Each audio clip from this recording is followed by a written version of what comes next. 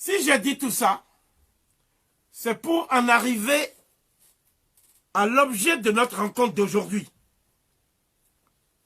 En effet, le thème de ma prise de parole du jour, c'est la diabolique ascension et la logique de prédation d'un néron tropical, le cas Denis Sassou Nguesso. Je m'efforcerai par conséquent, tout au long de ces 4 heures d'intervention, à préciser d'abord qui est Denis Sassou Nguesso. De quel milieu provient-il? Quelle éducation il a reçue? Mais surtout, qu'est-ce qu'il a fait de l'éducation qu'il a reçue? La deuxième question à laquelle nous allons répondre, c'est quelles sont les étapes de la formation militaire de Denis Sassou Nguesso? Quel lien avait-il noué au terme de son cursus de formation à l'école militaire Saint-Mexan avec les services secrets français et leurs agents dormants qui étaient parrainés par Jacques Foccart et ses réseaux en Afrique centrale? Cette question est capitale parce que cela revient à dire quelle est la place de Denis Sassou Nguesso dans le dispositif des services secrets français en Afrique. C'est ça que ça revient à dire. Troisième question. Quel rôle Denis Sassou Nguesso a joué personnellement dans l'ascension vertigineuse suite au coup d'État militaire qui a renversé le président Alphonse Massamba Deba? Puis, quel rôle le même Sassou Nguesso, en sa qualité de ministre de la Défense, a joué dans le coup d'État qui, cette fois-ci, a conduit à l'assassinat du président Marien Ngouabi? Je dis ceci, parce qu'il faut que ce soit clair. Je ne parle jamais sans preuve. Donc, en répondant à cette question, je vais fournir la preuve que Denis Sassou Nguesso a été un des cerveaux de l'assassinat programmé, prémédité de Marien Ngouabi. Mais, et nous arrivons à la 4e question, cet assassinat de Marien Ngouabi va pousser Sassou et les félons qui l'accompagnaient à tuer de sang-froid 1200 personnes. 1200 personnes, dont des innocents. Et ces 1200 personnes ont été victimes de ce qu'on a appelé la purge sanglante. C'était plutôt une folie meurtrière. Et parmi ces personnes, il y a l'ancien président Alphonse Massamba Deba, il y a le cardinal Bialenda, il y a le capitaine Barthélemy Kikadidi, et il y a beaucoup d'autres qui ont été tués pour rien. Il y a même des gens dont les corps n'ont jamais été retrouvés. Par exemple, un ancien président comme Alphonse Massamba Deba, son corps n'a jamais été retrouvé par sa famille.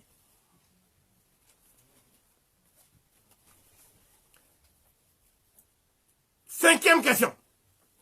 Quel rôle Denis Sassou Nguesso a joué personnellement dans le renversement par la force du régime d'exception que lui-même a instauré après l'assassinat de Ngouabi, ce qui lui a permis, s'il vous plaît, on entend, c'est trop fort quand vous parlez, ça nous empêche. Donc, dans quel rôle, excusez-moi, quel rôle il a joué dans la mise à l'écart par la force du colonel Yombi Opango, qui était le président autoproclamé du comité militaire du parti. 6e question. Quel rôle Denis Sassou Nguesso a joué dans le pillage en règle par Elf Aquitaine, qui est devenu depuis Total Finae, dans ce que j'appellerais la captation et l'aspiration de toutes les ressources énergétiques du Congo-Brazzaville au profit des réseaux affairistes de la France-Afrique. 7e question. Comment Sassou Nguesso, Denis Sassou Nguesso, est-il parvenu, après sa mise à l'écart, suite à ce qu'on peut appeler la conférence nationale, comment est-il parvenu à renverser ceux qui l'ont mis à l'écart? Par une guerre. C'est une guerre. Il a renversé qui? Lissouba, Pascal Lissouba, qui lui-même est un franc-maçon notoire, comme lui.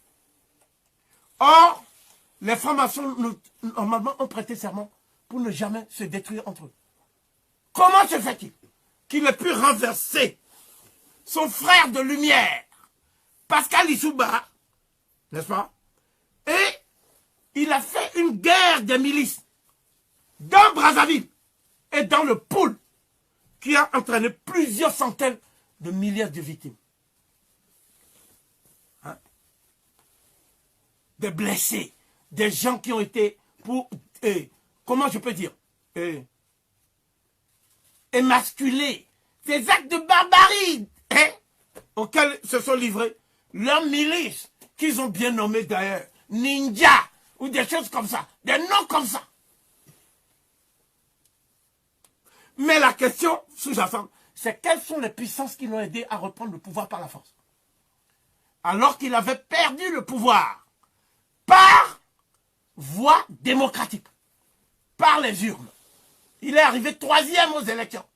Il a donc été battu aux élections.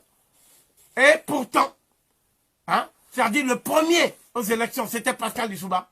Le deuxième, c'est Bernard Kolela. Et le troisième, c'est Sassou.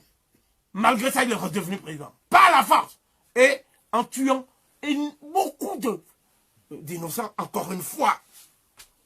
On m'a dit, pourquoi tu veux attaquer Sassou? Il ne s'agit pas d'une attaque ad hominem. Il s'agit d'un bilan critique des événements qui ont fait qu'aujourd'hui l'Afrique est à la traîne du monde.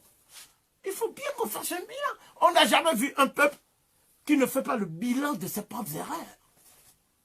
Ce n'est pas la personne de Sassou qui est en cause. Mais à travers Sassou, je voulais dire simplement qu'il y a des Africains qui participent à la mise à mort d'autres Africains. C'est ça que je voulais dire. Et tout le monde parle de guerre, de personnes qui ont été assassinées, etc. Je vais même dire quelque chose qui est très grave. Sassou Nguesso a envoyé des gens pour arrêter le cardinal Bialenda à sa résidence et pour aller l'enterrer vivant. Ils l'ont enterré vivant. Ils l'ont enterré vivant. Sassou sait qu'il l'a enterré vivant. Et il ne peut pas dire le contraire. Ce que je dis là, si c'était faux, mais immédiatement Sassou peut saisir son ambassadeur et lui dire de diligenter une plainte pour diffamation. Mais vous verrez, il n'y aura pas de plainte. Pourquoi?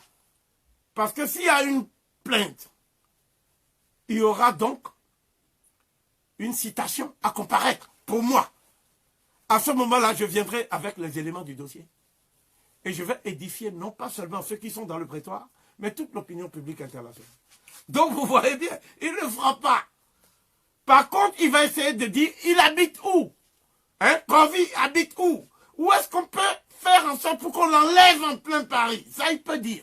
Parce qu'il a déjà enlevé des gens en plein Paris. Le Sassou que tu vois là, le Néron de Tropique, Sassou. Je reviendrai plus tard sur le personnage de Néron lui-même. Ce n'est pas lui qui nous intéresse.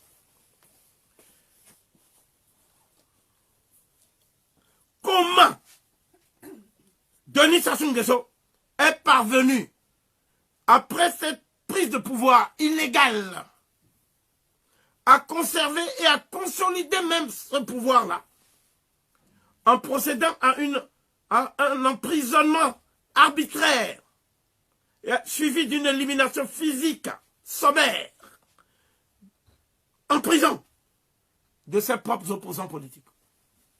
Et je dirais parfois de ses amis politiques. Et je dirais de ses amis politiques.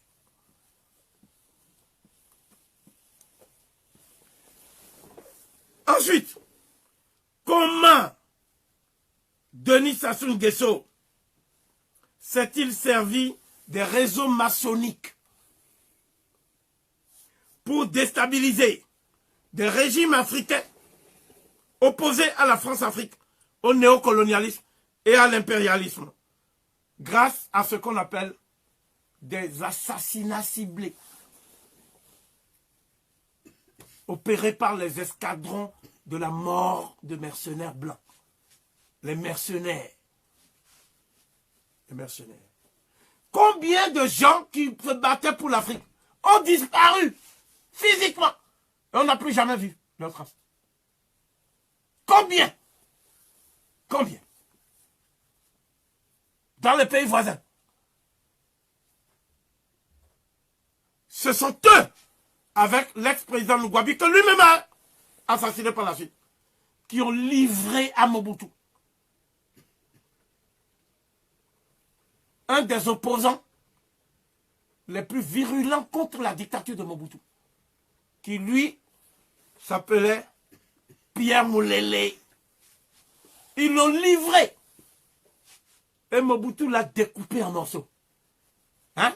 Les Sassou savent comment on a livré Pierre Moulele. Les Sassou sont au courant de la liquidation par empoisonnement de plusieurs responsables politiques qui étaient dans la mouvance de Lumumba.